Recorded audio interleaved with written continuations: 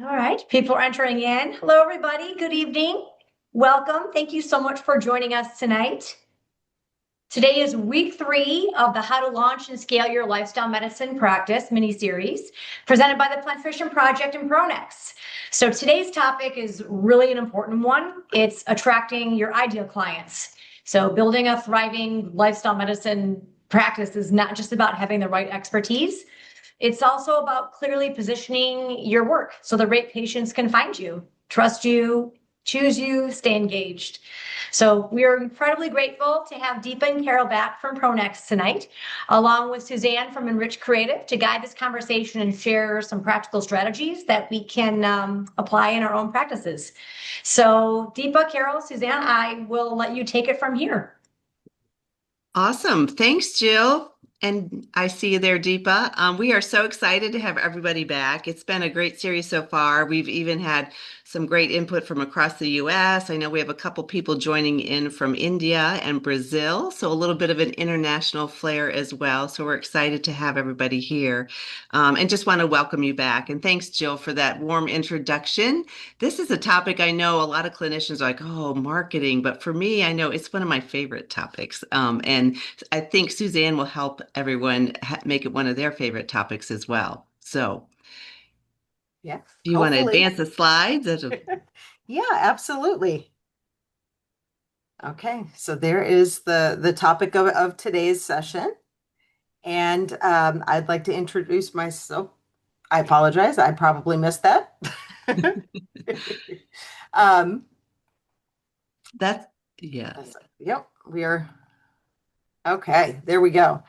So just by way of introduction, thank you again for the kind introductions. My name is Suzanne Duvald'Adrian, and I am partner and director of marketing with Enrich. My firm partners with physicians and health practitioners of all kinds to help them create marketing tools and strategies that are designed to raise awareness for their practice, to better connect with their audiences, and to educate about nutrition and lifestyle-led health optimization. So in this session, we are talking specifically about how to position your practice so that you're naturally becoming attractive to your ideal patients. That's the patient population that you really want to work with, and those are the individuals that you're best equipped to help. So in this, I want to start by acknowledging, and Karol already made mention of it, this is a really big topic to cover. So covering all of it in 20 minutes is going to be very, very ambitious, but I'm going to focus tonight on the high points with the understanding that this is a developing process and it's going to take some time and there's deeper dives to happen. So the very first thing to remember, and this may seem pretty intuitive to most of you, is that every practice is different and every practitioner is different. So that means that the ideal client, the ideal patient is going to be different for each and every one of you. Location, behavior patterns, health conditions, socioeconomics, and culture, that all plays a role into who your ideal patient is and how they're going to how you're going to reach them. Now, since there is that great variability, we're going to talk about some of the common threads and the things that matter most to them in generality. What makes these people act? What makes these people engage with the practice that you're building? And in short, it's all about connection. So patients naturally respond when they feel seen, understood, and confident that they're choosing the right person that's going to help them meet their health goals. That comes from recognizing the expertise when they see your credentials, but more importantly, it also comes on a deeper level from creating the trust, creating clarity, and following a human-centric approach to speaking with them and engaging. Hey, Susanna, I have Yes. I'm just going to chirp in here real Yep. quickly because we have been doing this series uh, by the way of storytelling.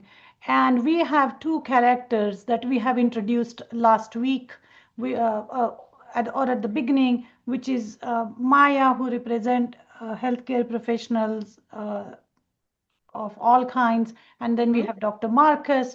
And the beauty of those characters is that they both can be in different settings. So they could be a newbie starting out, they could be somebody who has already have established practice and want to get into lifestyle medicine, or they could be working at an FQSC community organization or a hospital. So if you could help us tailor your message regardless of these settings, even if I'm working at FQSC, how should I, at the end of the day, get more patients in the door, right? So Mhm. I just wanted to give you a bit of a background about Marcus and Dr. Marcus and Maya's work settings. Absolutely. And part of that, each practice, each practitioner is going to want to work with the different segment of the population, right? They have their own goals as they start their practice, as they grow their practice, as they engage with individuals. Um, a lot of that natural connection comes with how you speak to them. What kind of concerns are you addressing? What kinds of things are you talking about with them? What do they care about on the base level? And then how are you connecting with that? How are you tapping into that to make sure that they're recognizing that you get them, as it were? So that's one of the things that I'm going to start with, talking about something that you've already touched on, I understand, in an earlier segment, which is the why, but then taking it even further and making sure that that is communicated in a way, because it's great to figure out what your why is. That's a very, very core part of the language and the branding and the communication, but it's also about how you communicate. So, and a lot of that comes to, the definition of these people in your own specific community, in your own specific microcosm, if that makes sense. And so Maya could be located in California, or Maya could be in Alabama. In either situation, Maya's going to have different behaviors. She's going to have different things that she cares about that make an easy entry point for a practitioner to be able to speak to and tap into to start building that connection. Yeah, absolutely. And those who work in communities or with the organizations, they will have to learn how to communicate with their administrators or the decision makers. Yes. So that is also another important piece of communication, because you are not only marketing at that point to your patient population, but to also to the stakeholders or decision makers or other people in the organization, because Mhm. lifestyle medicine, it's a upcoming field, and there are a lot of barriers when it comes to rolling out the program. Mhm. For sure, absolutely. And so as you're absolutely right, when you are building this program, when you are building your practice, you do need to, it's as much about reaching the patient themselves as it is other people in the community, other businesses, other hospitalists, other practices, so that you are creating those streams for people to be able to guide individuals to your care. So if you start building your practice with the idea that you're just going to talk to the patient and they will come, that's only part of it. Correct. That's only part of it. Yeah. Um, because the messaging, again, it comes down to messaging. So I will have you now take it over from here as to what Marcus and Dr. Marcus and Miss Maya needs to do. Well, so one of the things that I really wanted to stress as we're talking about is obviously talking about the who, the why. So what's the purpose behind why are you doing this? And those types of answers are what is going to connect with people that are maybe in a related healthcare field or in a community stakeholder or things like that. So whether you're bringing your practice or a program, that why will tap into the needs of the individual or the community so that you can rally that support and you can start bringing people in through that as well. And then once you've got that answered, those two things, then you translate that into the how. So how are you doing this? And being clear and very intentional about the structure of what it is that you're creating so that people can understand that it's maybe not as complex of a process as they thought. And you remove that fear from it, if that makes sense.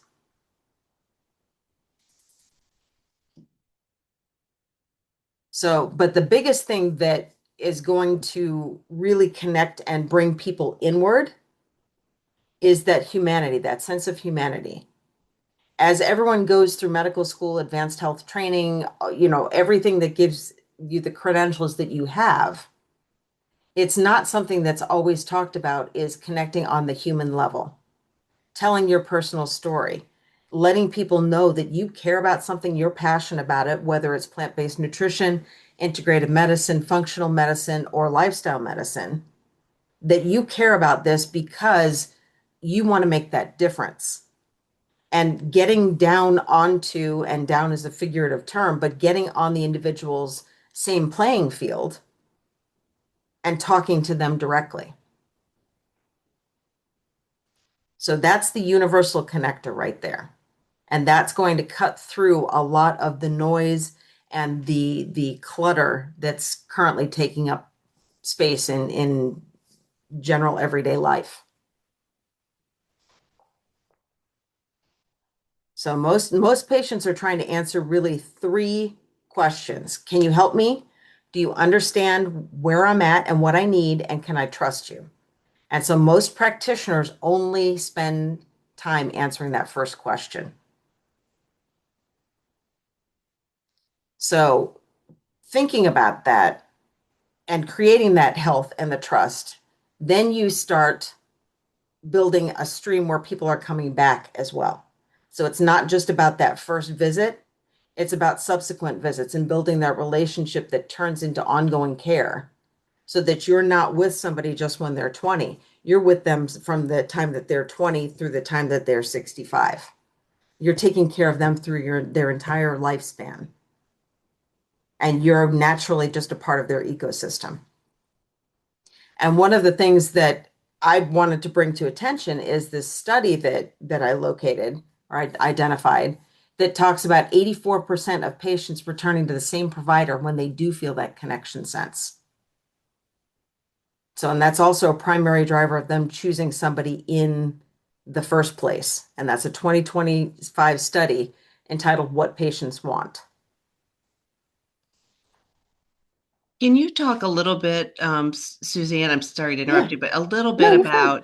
about when you're building that trust, Mhm. obviously when they're sitting in front of you, it's so much easier to do that. But can you talk a little bit about the ways that a practitioner can build that trust before a patient ever even steps foot in their offices or doing their evaluation about who they want to go to in terms of their practitioner when they're searching for somebody? Yeah. Because I think a lot of times as practitioners, we feel like we need to show our expertise, which we do. People do Yes. need to know that you're the expert, but the other side of that is that they also want to feel heard, and you can help them do that Mhm. before they ever get to your practice. That is absolutely true. And the biggest place that you're going to be able to do that is coming across on any website or any marketing materials that you're putting out there. If you are going to go the social media route, then absolutely that needs to be communicated on there, right? It needs to come across in any website that you're creating. Your landing page is likely the first place that anybody comes to when they do any kind of searching. And so when they come to that landing page, what are they seeing? Are they seeing I'm, an internal medicine physician that cares about health? I can help you get healthy. That's great. But how? How are you going to help me get healthy? What's important to you that I can marry up with what's important to me and know that we're in this together? I have this I want to go out and play with my grandkids when I'm 75. Can you help me get there? And it's something that Scott Stoll from the Plantrician Project even talked about when we were at the Power of the Plate conference, the importance of speaking language and speaking directly to the patients beyond the clinical expertise, because that's what really brings people in. But that does come across in the very beginning through every piece of material that you put out there saying, hi, I have medical practice, or hi, I have a medical program, and I want you to pay attention to this. So one of the exercises that we work through with a lot of clients is helping them to tell that story. For example, when we started working in plant-based nutrition, why are you following plant-based nutrition? Why have you incorporated that into your personal life? What's that story? Because more often than not, somebody that's had a health scare or somebody that's paying attention to nutrition as a leading pathway to better health is going to be able to identify with that as well. Back in the day, you know, all of the documentaries, Forks Over Knives was a big one. And so you had, when the movements first came out or first launched, you had a lot of individuals, practitioners that were saying, I saw that documentary. And case in point, you had a lot of patients or individuals that had seen the documentary too. And that was that common connection point. You saw that documentary, I did too. It impacted me so much that I'm transforming my practice. I want to be part of that. And so that immediately brought people that said, this practitioner is the right person for me. They understand what I'm trying to accomplish, and we're on the same page. Now let's do this. So, and that's, like I said, website, social media, any materials that you put out, any emails that you send, they all have to communicate that message and speak directly to the person beyond, I have an MD or a DO or, you know, an RD or any of these degrees behind the name. So hopefully that gives a good answer to what you were talking about, Carol.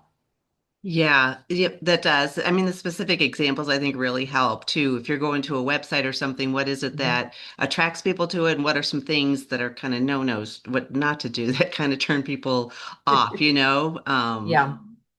to It's one of the that hinders that connection. Yeah, well, one of the biggest things that, and I might get into a little bit of hot water here, but one of the biggest things that hinders that connection is very impersonal language. Things that feel like they're canned or that they're don't throw tomatoes at me, but generated by AI. That is something that a lot of practitioners right now are using to kind of take a shortcut to getting a website together or getting marketing materials out there or getting social media posts. But the problem with that is the more often than not, you're losing that personal voice because AI is created to pull everybody into a silo so that we're working under a same formulation, under a same process. And the inputs that you put in there determine what you get out. So if you're not skilled at putting the right inputs in to maintain your voice along the path, then you're going to get language that is very vanilla, that's very clinical, that's very reporting style, and that's not going to emotionally connect. But by the same token, though, when we talk about findability through AI, the credentials and the expertise are what get found. AI is constantly searching for the next expert. So if you have that personal connection married with the expertise, you're golden. So I hopefully that also answers the what not to do aspect of it. Yeah, very good. Yeah, it does. Thank you. So the other thing that I would exercise caution in is creating a program or creating something that does not feel tailored to the people and does not address or take into account the challenges that they're facing themselves. So in an ideal world, you can go out and tell somebody to, you know, adopt the principles of lifestyle medicine, go start eating plant-based right now. Go, you know, 30 minutes of exercise every day. While that's great, that's not going to necessarily appeal to somebody that is maybe a blue collar worker who is working 60 hours a week, who's lower income. Those things are just not possible. So you have to meet those people, your individual patients, your ideal patient, where they are. And everything, all of your offerings need to reflect that you understand those challenges that they're facing. So from there, I've kind of lost a little bit of where I was, but this speaks to it because we're talking about how to make that process easy, right? And so once we've communicated to people, hey, we're the right person for you to be working with, then it's just logical that we want to make it easy for them to take that next step and to really start engaging with any practice that we get or that we're building, right? So that starts with the simple website with the clear steps to engagement, lots of calls to action in appropriate places, easy, less clicks to actually get to scheduling an appointment or being in contact with you. Using directories and online reviews for added visibility. Those are one of the primary drivers of Google search results, actually. A combination of those two and certain other things boost your visibility in Google search results and in AI and a whole host of other things. Plus, it's an immediate signal to somebody. Well, there are 57 patients that are giving this person, a 4-star review and long descriptions of why they enjoy working with this practitioner. That's somebody that could be a good fit for me. I really need to investigate this further. And then on the bottom, there's my note about AI. It's tempting. It seems like an easy solution, but it's not always the best. It needs to be exercised with caution. So, oops, I went a little bit too far. So, but one thing that I did want to talk about though was the visibility. And everybody talks about social media as the main driver of visibility. And social media is not always the best driver. There are other things that play into the mix. So it's the SEO language that you're using onto your website. It's the GEO optimization as you're building your website. Social media is great if you have the time and the plan to do it and do it well, but it's not always the be all or end all. You don't need to necessarily start a TikTok account tomorrow and feel the pressure to keep up with that to attract your ideal patient. It's part of a comprehensive marketing strategy, but not something that you necessarily need to address right out of the gate. So if I could, offer a bit of information, it's that human-centric language that we talked about. Again, the SEO, video is a really amazing driver of comfort and connection with individuals on your website because it gives them an immediate sense of what it is to engage with you. How is it going to be sitting in a room or across a screen from you and talking about their health, their challenges, what they're going through? And then, as I mentioned, there are certain ways as you're building your website to incorporate the factors that are more AI friendly, making that information digestible so that you do show up in the results, so that you are more findable. So, and then the other thing to think about too is as you're building this and trying to, and this speaks to a little bit about that community aspect that Deepa brought up, was the idea of participating in your community. If there are community events, get involved in them. If there are like-minded practitioners, connect with them. Are there referral pathways that you can establish? Make sure that you're tapping into those networks as well. And not only telling, another practitioner, I'm here to help you with your patient load or help you with your most difficult cases, but here's why. And here's how we can work together. Because lifestyle medicine, nutrition, all of this is it's all a team sport. So it's not meant for any one person to go the course alone. That we're going to have the greatest success of reaching patients, helping patients achieve health when everybody is rowing in the same direction.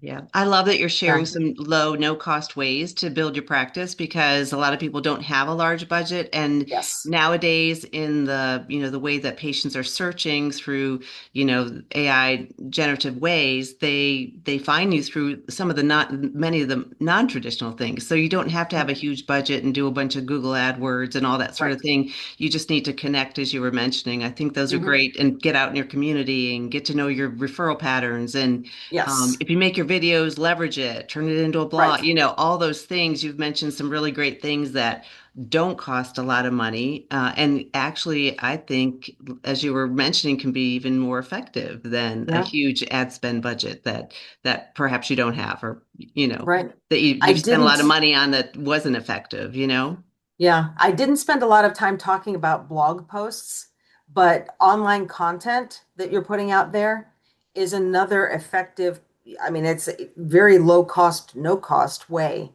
to get yourself out there. Because as you're talking about even just the standard Google searches, the Google bots are looking for something that they recognize as valid, something that's updated regularly. But there are Mhm. bots that are crawling the internet nonstop and they're looking for new content. So when they find that new content, they get excited and then they start boosting you up in your SEO and in the Mhm. search results. So tapping into all of those things is a smart way to really get yourself out there, be visible. And, if you'd like to talk about how to put that together into more of a comprehensive plan, then, anybody is welcome to contact me after this session. I'm happy to talk with them, just kind of get some groundwork laid, and it all comes down to just diving in and being brave. Mhm. Yeah. Yeah, I'm just going to add one insight. Uh, when I started the first lifestyle medicine program at an FQSC, uh, for 6, 8 months, we did not have any information about it on the home page, even though every patient was required to go on that page and start their intake and registration.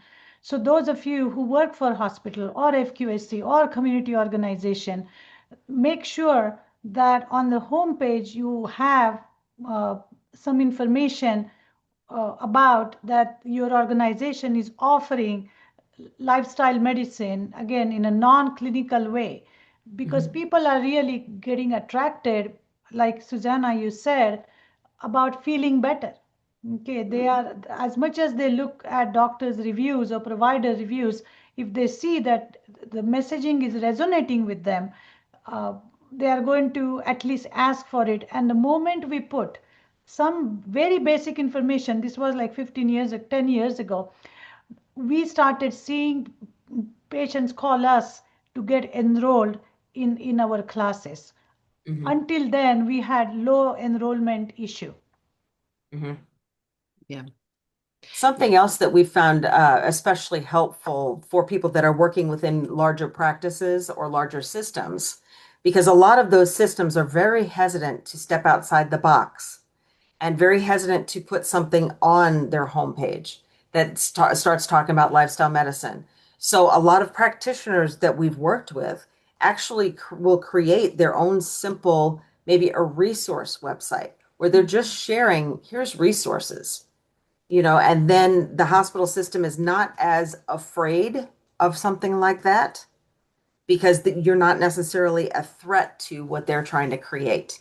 At that point, you're just augmenting, or maybe as simple as it sounds, just a handout, or create an e-newsletter with building people that you're going to share resources as you come across them, or you're sharing articles about peer-reviewed research that you've come across and translating it into Mhm. everyday terms.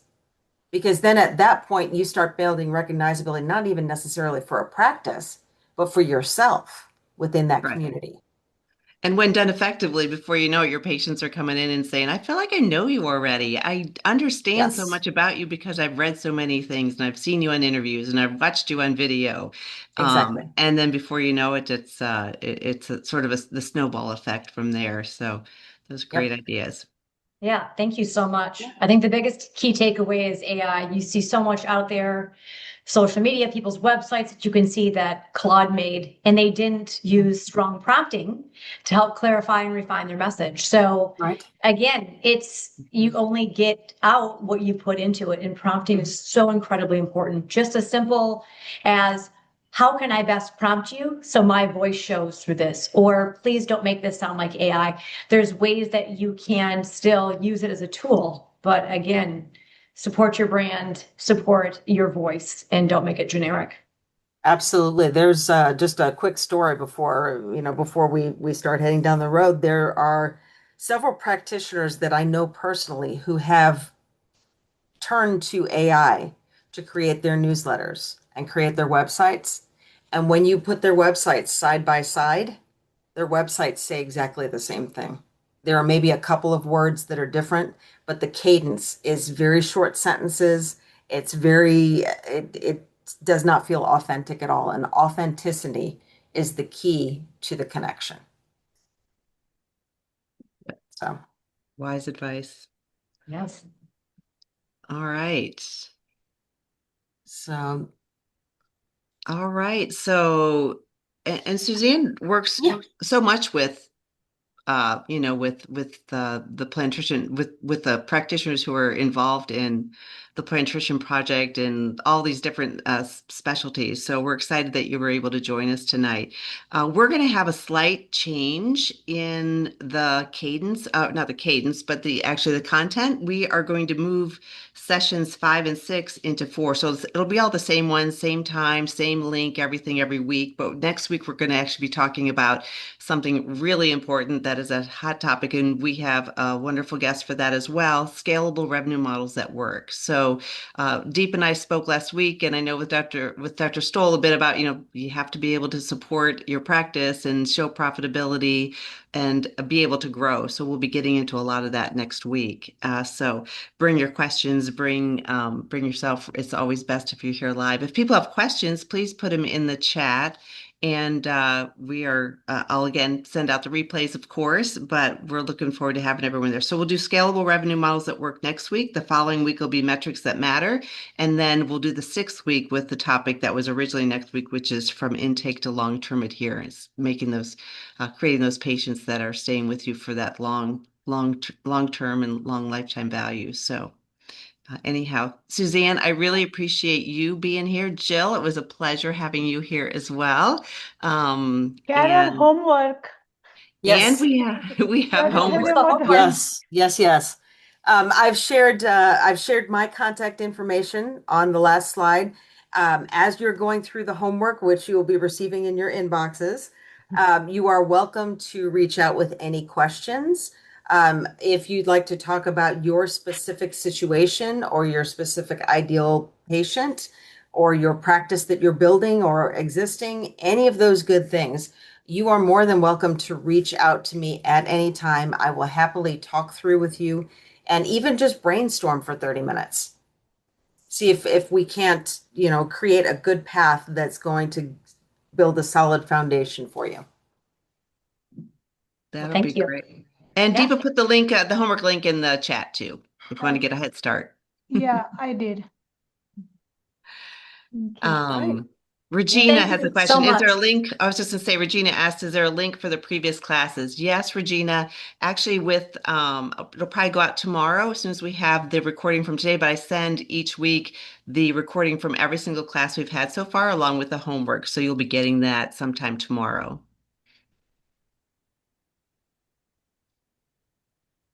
Great. Well, thank you so Okay. much for everyone that joined us live and if you're listening in the replay.